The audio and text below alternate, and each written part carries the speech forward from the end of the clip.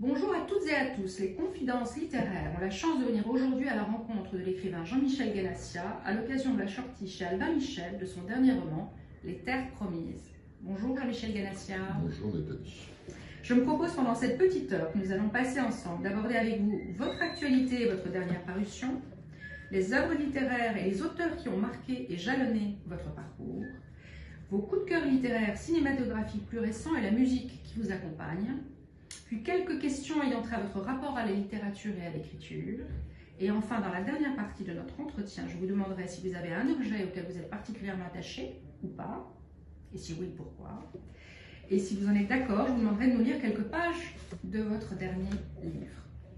Jean-Michel Ganassia, vous avez exercé la profession d'avocat, puis êtes devenu scénariste, auteur dramatique et écrivain. En 1986, vous publiez votre premier roman, un roman policier pour 100 millions. Je le précise parce que ce genre du polar a laissé des traces dans vos écrits par la suite, dans ce sens du rebond. Voilà.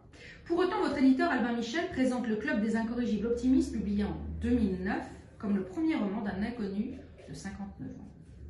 Roman qui sera très largement récompensé par le prix Goncourt des lycéens 2009, le prix des lecteurs du livre de poche 2012 et par le prix 2010 des lecteurs de notre temps. Viendront ensuite La vie rêvée d'Ernesto G, Trompe la mort, La valse des arbres et du ciel, de l'influence de David Bowie sur la destinée des jeunes filles. Nous sommes ensemble aujourd'hui pour évoquer votre dernier livre, Les Terres Promises, présenté comme la suite du Club des Incorrigibles Optimistes. Roman dans lequel vous aviez reconstitué les années 60, la guerre froide, la question algérienne, l'apparition du rock'n'roll, et vous nous aviez proposé une chronique mélancolique d'une adolescence. Dans votre nouvel opus de 1964 à 2007, de Paris à Alger, en passant par Tel Aviv et Saint-Pétersbourg, nous retrouvons une partie de nos incorrigibles optimistes. Alors, ils nous ont manqué, nos amis. Ils nous ont vraiment manqué et je vous en remercie. Michel Martini est au cœur de tous ces personnages. 17 ans, son bac en poche, il s'inscrit en fac de lettres. Ses projets, rejoindre Camille, qui est partie vivre dans un kibboutz en Israël, découvrir le monde avec son Laïka, et retrouver Cécile, la bien-aimée de son frère Franck. Franck a disparu. Communiste convaincu, il n'est jamais revenu d'Algérie. Après sa désertion, préférant consacrer sa vie à changer le monde. Pris dans le tourbillon de leurs amours, de leurs secrets, de leurs amitiés et trahisons. Michel, Camille, Cécile, Franck, Igor, Louise, Jimmy et tant d'autres, les derniers incorrigibles optimistes ont tous au cœur les grandes espérances de cette période pleine de tumulte. Chaque personnage porte en lui un destin exceptionnel. Pendant plus de 600 pages pour notre plus grand bonheur de lecteur, vous nous embarquez à un train d'enfer dans ce roman choral avec un sens du rebond remarquable. Nous suivons tantôt avec délice, peur, joie, impatience, surprise, tristesse, tous vos personnages qui tenteront de se faire une place dans ce monde en pleine mutation.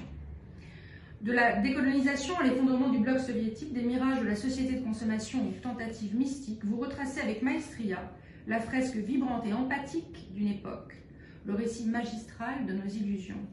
Cher Jean-Michel Ganassia, pouvez-vous nous parler de votre dernier livre? Et tout d'abord, qu'est-ce qui vous a donné envie de nous donner la suite de nos incorrigibles optimistes?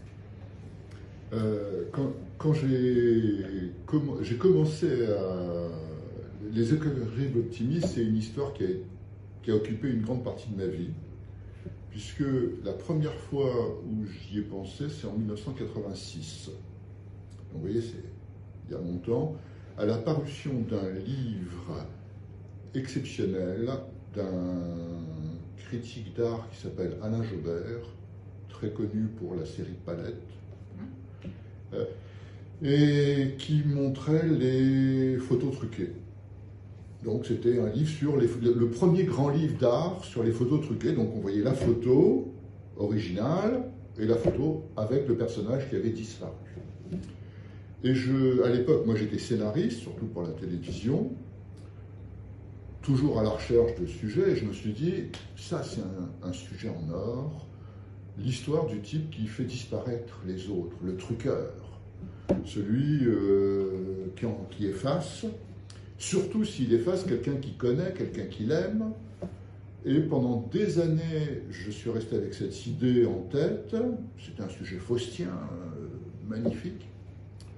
Quand j'en parlais autour de moi, je voyais du scepticisme. la télévision française n'était pas particulièrement ouverte à des sujets aussi compliqués. Et puis, j'avais une autre idée depuis très longtemps qui était raconter la transmission de la poésie. C'était l'histoire de Nadejda Mandelstam, la femme d'Ossip Mandelstam, qui était un personnage de Fahrenheit 451. Elle a appris tous les poèmes d'Ossip Mandelstam. Et à la chute du mur de Berlin, elle nous les a ressortis racontant son histoire, comme Anna Akhmatova, comme Isaac Babel. C'était des personnages Et je savais, c'était un beau sujet, je ne savais pas comment le raconter. Et j'avais une histoire que j'avais moi-même plus ou moins vécue, qui était la rencontre d'immigrés d'Europe de l'Est dans un café qui était place d'Enfer Rochereau, où j'avais croisé un jour Sartre et Kessel en train de jouer aux échecs et en train de rigoler tous les deux. Et on voyait, où moi j'allais, parce que j'étais lycéen à l'époque, jouer au baby-foot. Je croisais Sartre qui écrivait, puisqu'il habitait boulevard Raspail. C'était une icône, on le connaissait parce qu'il était célèbre à la télévision, on ne lui parlait jamais, il fallait les laisser tranquilles. Et puis c'était des gens qui venaient d'Europe de l'Est, qui avaient des accents, qui n'étaient pas bien habillés, mais qui rigolaient beaucoup aussi, malgré leur vie difficile. Et pendant des années, je me suis demandé comment j'allais raconter leur histoire. Et puis, à un moment, les histoires se sont connectées les unes avec les autres. C'est devenu le club. J'ai eu envie d'écrire un vrai roman. Et c'est pour ça que c'est mon premier roman, parce que l'autre, c'est pas vraiment, c'est un roman très, très court. C'était un scénario raté de cinéma. Et quand j'écrivais le club, j'allais raconter la suite. Le roman ne s'arrêtait pas à la mort de Sacha, c'était la première époque. Et quand quand j'ai publié ce roman chez Albin Michel, j'ai travaillé sur la suite. Et j'ai jamais trouvé la suite. J'étais bloqué. Qu'est-ce qui a déclenché? Quel est l'élément déclencheur de la suite? Alors, du coup, parce que on a attendu. Tout à fait. Parce que quand on a lu le premier, évidemment, on a envie de lire le deuxième, donc je confirme qu'il faut lire parce que c'est une merveille. Il s'est trouvé que le club a eu un énorme succès. Critique, populaire, auprès des libraires, 21 traductions, d'énormes succès à l'étranger, complètement imprévisibles, en Italie, en Grèce, en Espagne, en Allemagne, en Angleterre. Enfin, bon. Et je ne voulais pas écrire une suite pour une suite, et que les gens disent « ouais, bof, il a fait une suite », mais je voulais être à la hauteur. Et je savais que pour être à la hauteur, il fallait que ce soit un roman autonome, indépendant. Ça veut dire qu'il ait son histoire, que les gens qui n'avaient pas lu le premier puissent lire le second de façon indépendante. Et je ne trouvais pas, et en plus j'avais des personnages qui me bloquaient. J'avais le personnage de Cécile qui me bloquait. J'étais parti dans une histoire, une intrigue amoureuse entre Cécile et Michel, qui était latente dans le club, et ça fonctionnait pas. Et quand j'écrivais la suite, après le club, je m'étais dit, je me donne une année, et au bout d'un an, si je n'ai pas trouvé la suite, je laisse tomber. Et je suis passé à La vie rêvée d'Ernest Auger, qui est un vrai roman, qui était l'histoire d'un homme qui aurait pu être membre du club s'il s'était sauvé, mais il ne s'était pas sauvé. Et à chaque fois, je revenais sur le club, sur la suite. Et à chaque fois, je bloquais, à chaque fois, j'étais coincé. J'ai écrit Trompe la mort, pareil, je revenais, je bloquais. Et il y a 4 ans, lors d'un voyage à Moscou, mais oui, bon sang, mais c'est bien sûr, j'ai trouvé la suite, comme ça, en une seconde. Et c'était d'une façon, moi j'allais à Moscou pour voir les églises, pour voir les icônes, pour voir les fresques, pour voir les musées. C'est une ville fabuleuse pour ça. Et j'étais stupéfait. Alors, lors d'une balade en bateau-mouche sur la Moskova, j'aperçois sur la voie sur berge, il y a une voie sur berge sur la Moskova, une file d'attente de 6 à 7 personnes avançant de front sur 7 à 8 kilomètres. Incroyable. Invraisemblable, enfin une file bon, qui aboutit à la cathédrale du Christ Sauveur, qui surplombe la Moskova, cathédrale qui a été dynamitée par Staline pour en faire une piscine, reconstruite en 91 par Eltsine, Boris Eltsine, à l'identique. On visite cette cathédrale, on a l'impression qu'elle est moyenâgeuse, extraordinaire. Et sur le parvis de cette cathédrale, 15-20 000 personnes entassées pour rentrer dans la cathédrale. Le soir, je dîne avec mon éditrice russe. Je pose la question, je dis, qu'est-ce que c'est que cette foule? Elle me dit, ah, mais ça, c'est le pèlerinage de Saint-Nicolas. Tous les 4 ans, on montre les reliques de Saint-Nicolas.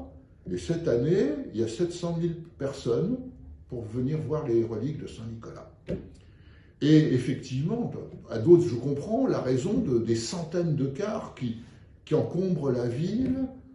Et partout où je vais, à Moscou, mais en dehors de Moscou, dans d'autres villes, je suis surprise de voir les églises bondées, mais pleines de gens qui vont pour prier, pas pour eux. Moi, j'y vais pour voir les fresques et les icônes.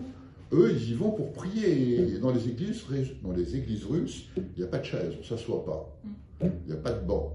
On est debout pour écouter ce qu'on appelle la divine liturgie, c'est-à-dire la messe en orthodoxe. Messe qui dure 3 à 4 heures systématiquement, très belle mais interminable, et une foule qui vient avec ferveur, et pas seulement des vieilles babouchkas avec des fichus fleuris, des vieux, comme on voit dans nos églises françaises, mais des jeunes, des gens qui ont 20 ans, 30 ans, 40 ans. Pas seulement des femmes aussi, enfin, majorité, mais 30-35% d'hommes aussi jeunes. Et partout, la ferveur, partout, là, on sent la foi dans des églises qui sont impeccables. Il n'y a pas une vis qui manque, il n'y a pas une... Elles ont été refaites à neuf, partout, alors que moi j'ai vu des églises russes à l'époque en ruine, délabrées.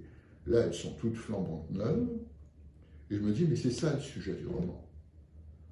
Comment on passe du communisme à la foi? Comment, dans un pays qui, pendant 70 ans, a vécu dans une dictature difficile, dont 40 ans d'une dictature très dure, dans laquelle la religion, c'était l'opium du peuple. Pas interdite, fortement déconseillée, où il y avait que les vieux qui n'avaient rien à perdre, qui allaient dans des églises qui tombaient en ruine. Et des gens qui n'ont aucune culture religieuse, à qui on a coupé tout contact avec la religion, tout d'un coup, elle explose complètement. Elle remplit la vie des gens. Et on ne comprend rien à la Russie si on ne comprend pas la ferveur populaire et à quel point le pouvoir politique s'appuie sur la religion orthodoxe et à quel point la religion orthodoxe s'appuie sur le pouvoir politique. Poutine et le primat de Moscou, ils pourraient se paxer pratiquement. L'un s'appuie sur l'autre, et quand Poutine disparaîtra, le prochain s'appuiera sur l'Église orthodoxe. Et je me suis dit, mais c'est ça le sujet du roman. Comment on passe du communisme à la foi, à la croyance, à la ferveur religieuse, à l'espoir dans une vie qui sera dans l'au-delà. Et ça me rappelait bien sûr le mot de Malraux, le XXIe siècle sera religieux ou pas. Ça faisait écho à ce qu'on vit dans le monde entier, en France, avec certaines religions, à l'intégrisme un peu partout, aux fondamentalistes, au Brésil, aux États-Unis. Et je me suis dit, c'est ça le sujet du roman.